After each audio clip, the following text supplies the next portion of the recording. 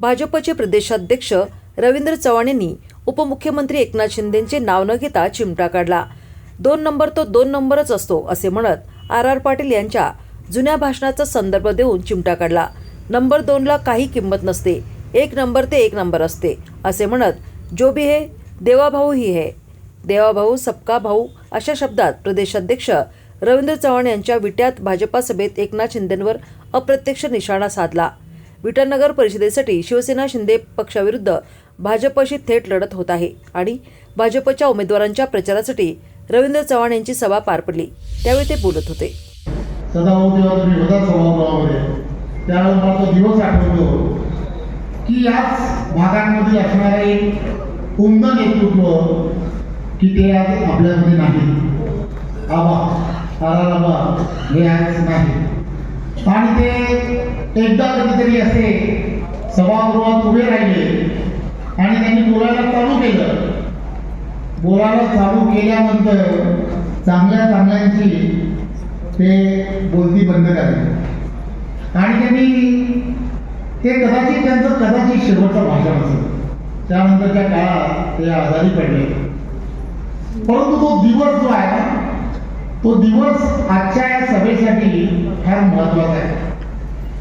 त्यांनी असं म्हटलं की मी काँग्रेस राष्ट्रवादी या आघाडीमध्ये बरेच वर्ष बरेच मोठमोठी पदं ही घुसवली, परंतु ही पदं घुसवली आणि मी फार प्रयत्न केला की नंबर 1 होण्याचा, परंतु मी काही नंबर 1 होऊ शकलो नाही. मी नंबर 2च आहे असं त्यांनी ते म्हटलं.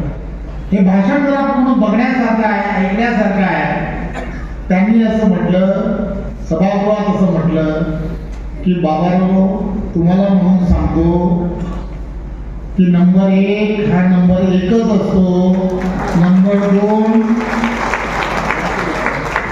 ला काही किंमत नसते असं त्यांनी म्हटलं. मी देवासोबत मी